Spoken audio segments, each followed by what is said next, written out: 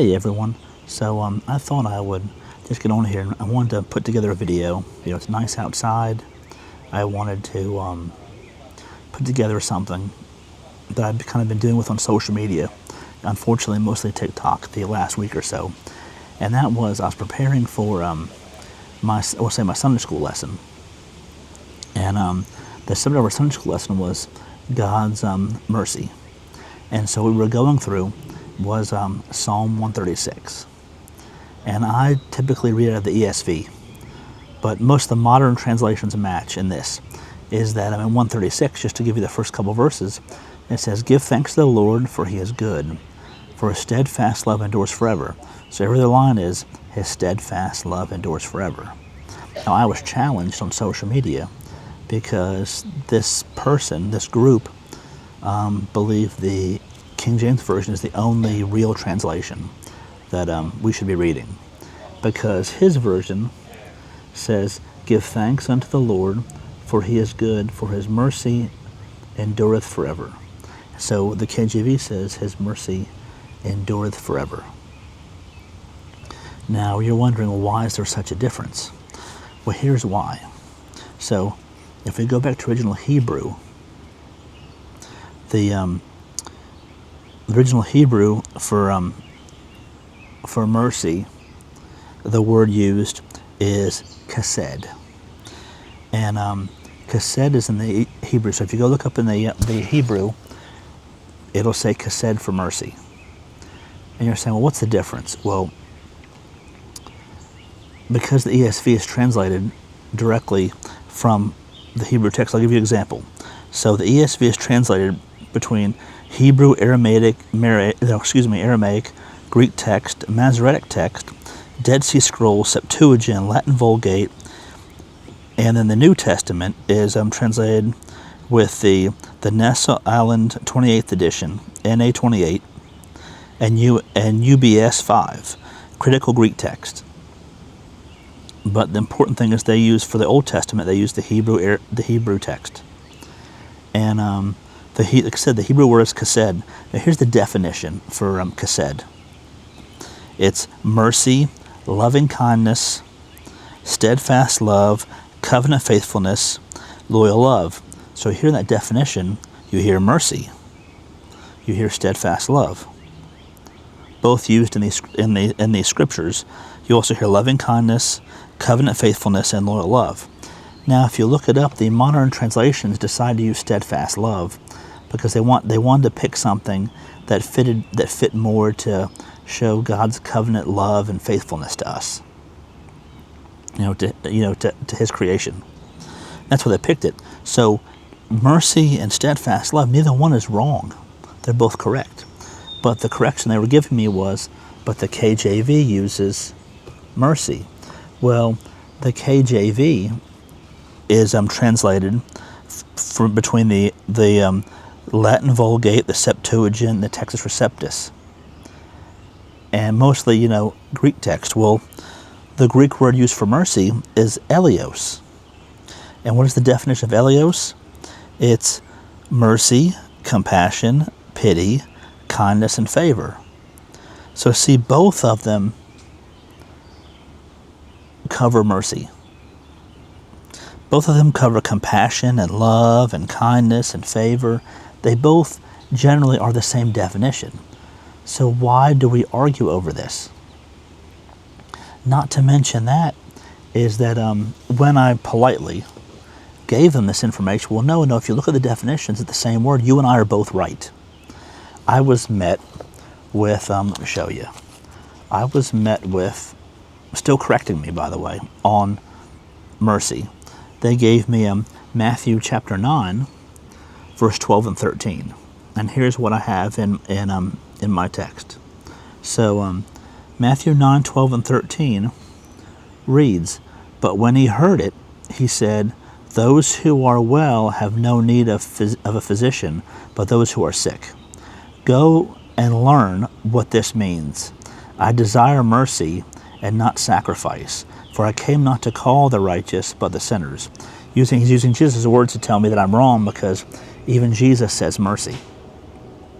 Well, yes, in this, in the New Testament, especially in the KJV, Elios is used in the KJV. But here's the cool part. So in this passage, Jesus is quoting Hosea 6:6. And I'm going to show you this to you, the importance of this. So in Hosea 6:6, it says, "For I desire steadfast love and not sacrifice, the knowledge of God rather than burnt offerings." So you notice in 6 it says steadfast love, because in the Old Testament, what was I saying? In the Old Testament, the ESV and the modern translations use the Hebrew word chesed. So you see where it's interchanged, but it means the same thing. It's really not worth arguing over. But I do find it important that we go through the text in certain situations, and especially in comparing passages, that we should look at the original language and where it was translated. Now, to follow this up, I'm not saying this as if I'm saying, one translation is better than the other, because I don't believe there's anything wrong with the KJV. I love looking through the 1611 and seeing the language and the letters that weren't in the alphabet yet, and some of the great artwork. There's nothing wrong with the KJV. The problem is we have people on social media and even out, in the world that worship this and think that this is the only translation that we should be reading. And that's where we have an issue, because they believe this is the only divinely inspired translation. And here's the problem with that. If the King James Bible, exclusively 1611, is the only inspired Word of God, what did we have before the 1600s? You see? Now, we have so much documentation and manuscripts available to us that we can search, and we can compare. Me and myself, when I was younger, I always had trouble with the KJV. So most of my childhood, it was the NIV, the New International Version, which, if you read that, reads the same, translates, Elios and chesed the same as my ESV. I've recently have come to like the ESV, the English Standard Version, and the LSB, the Legacy Standard Version. Not to confuse you with translations, because I have a handful on hand just because I want them, because at times I compare the two.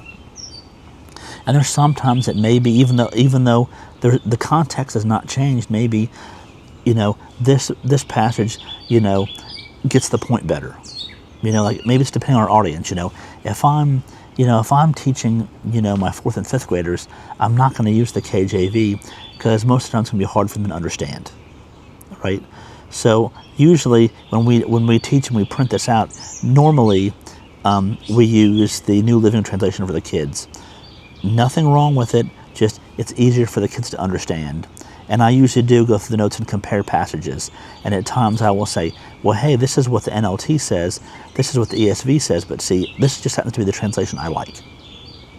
And a majority of my brothers and sisters at my church like the New King James Bible. Nothing wrong with that. I'm saying there's no end-all be-all, you must use this translation or you're wrong. That's not the case. Maybe the Passion Translation, because that's a lot of, extra put into it.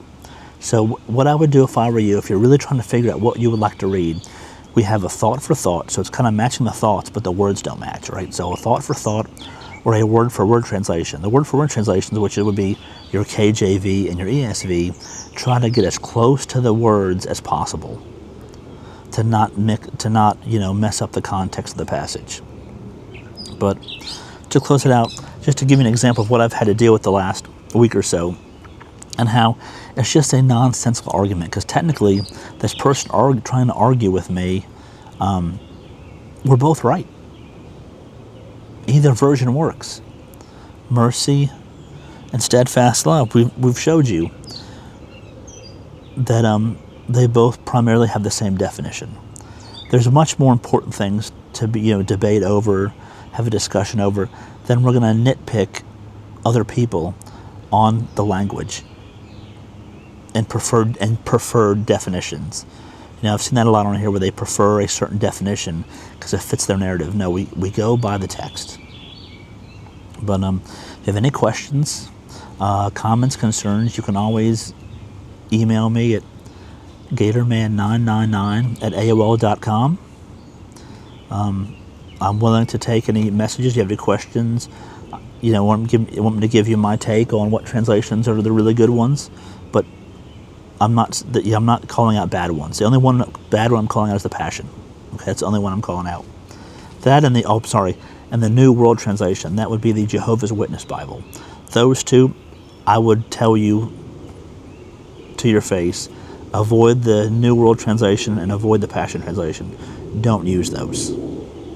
Just my take. But email me. I'll answer any questions, prayer requests, anything you need. I hope to get another Matthew video soon. Schedule's been rough, but I want to do this video. Plus, it's really nice outside today. I want just to enjoy the nice weather, and maybe let you hear a little bit of God's creation in the background while I'm reading and talking to you. But thank you so much. Make sure if you just came across my video, make sure you like and subscribe and hit that notification. And between long form videos like this and shorts, I'm posting shorts almost every day, or I tried to, but I want to post, good content, not just nonsense. I'm really trying to give information because I want to help this. The whole goal of this channel is I want to help lead people to Christ, or bring them closer to Christ, or give them information in my testimony that may help somebody else out. But that's all I have for today. Hope you have a great day, and be blessed. God is a big guy, he's a great guy, he's a big guy.